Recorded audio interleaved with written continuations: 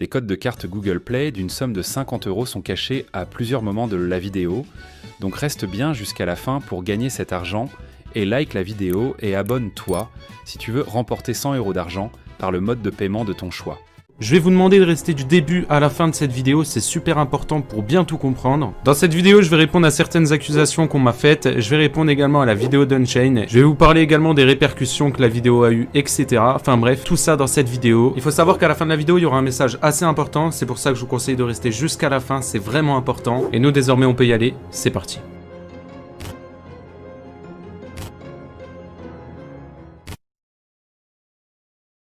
Alors oui, c'est vrai que de base je devais pas répondre à Unchained, je l'avais dit dans l'onglet communauté, mais malheureusement, son pote Théo a fait une vidéo réponse où il parle de Foufa et moi, et du coup je me suis dit que je devais y répondre parce que dedans il me fait clairement passer pour un gros bouffon. Dans un premier temps, on va parler de la vidéo d'Unchained, alors du coup je vais pas faire une giga grosse réponse étant donné que je devais pas en faire de base, mais bon, vous vous en doutez bien, on me tend la perche donc forcément je la prends et j'y réponds. Alors je vais pas vous mettre des extraits ou quoi que ce soit parce que sa vidéo je la trouve ultra cringe, si vous voulez la voir elle sera en description, vous inquiétez pas. Juste en quelques mots pour vous expliquer mon ressenti, de base c'était une vidéo réponse comme il l'avait dit sur Twitter, sauf que là il y a clairement aucune réponse. Sa vidéo est juste cringe, il passe juste pour un abruti. Il y a quasi aucune prévention dans sa vidéo malgré le message au début, mais que ça soit au niveau de l'alcool, bon de la maïzena, pour pas dire le mot hein, bien entendu. Puis bon, il s'est passé plein de petits détails dans la vidéo que j'ai pas accepté et je trouve ça vraiment très limite ce genre de contenu à poster sur sa chaîne YouTube. Mais voilà, bref, je vais pas revenir dessus de malade, le but c'est pas de relancer un drama, bien au contraire, et vous allez le comprendre dans cette vidéo.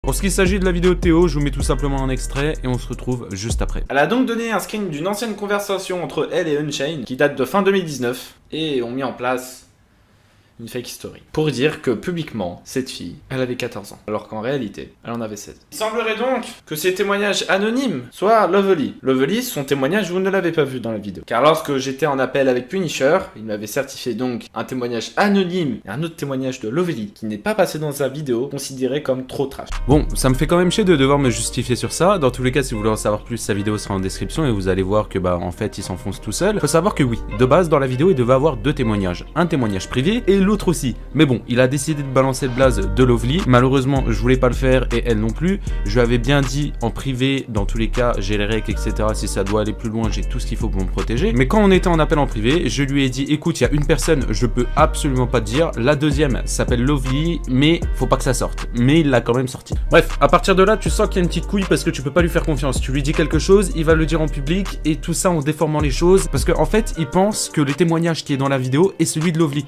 Alors que celui de Lovely, je vous répète que c'est celui qui est trash, etc.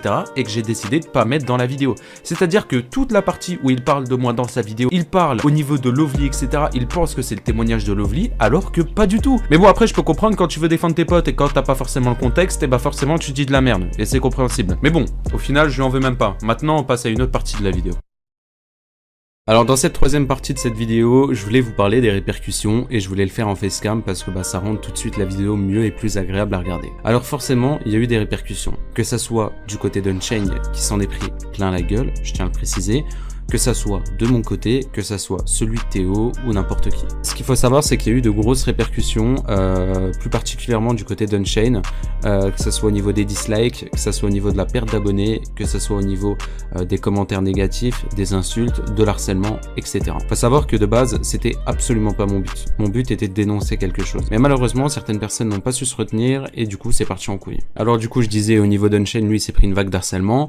Moi, exactement pareil, une fois que sa vidéo est sortie. Faut bien s'en douter, hein, quand un mec a 1 500 000 abonnés et sort une vidéo sur toi et te lâche des petits tacles, forcément, tu prends une vague de haine, une vague de harcèlement, etc. Sauf que bon, moi tout ça, aujourd'hui ça m'atteint pas. Juste, ce qu'il faut savoir, c'est que bon, Unchained l'avait dit dans un live Instagram qu'il avait pour choix de prendre des avocats, etc., etc. Et du coup, malheureusement, ça peut aller plus loin dans le sens où j'ai fait une erreur. J'ai fait une erreur. Ce qu'il faut savoir, c'est que j'avais fait un tweet. Ce tweet-là, à l'heure actuelle, je l'ai supprimé.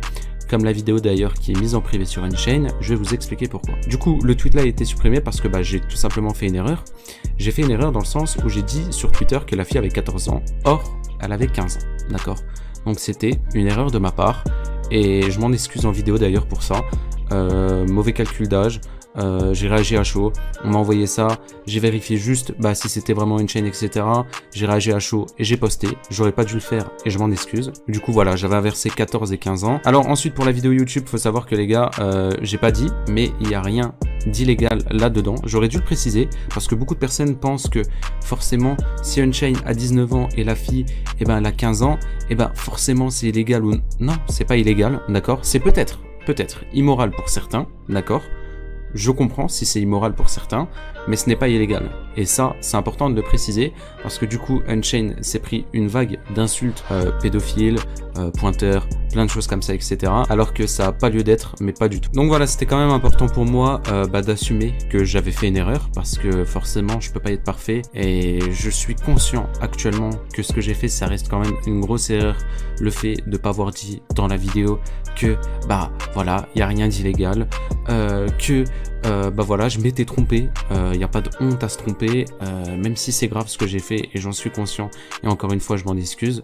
Voilà, au moins c'est dit. Faut savoir quelque chose, c'est que là actuellement, moi personnellement, j'ai rien contre Unchained, et lui aussi au passage n'a rien contre moi. On a fait une voc il y a pas longtemps pour s'expliquer, mettre les points sur les i, etc. parce que de base, bon voilà, il était pas trop chaud pour voc, etc. Mais voilà, on a réussi à trouver entre guillemets un arrangement, on a pu dialoguer, etc. ensemble, et justement parler.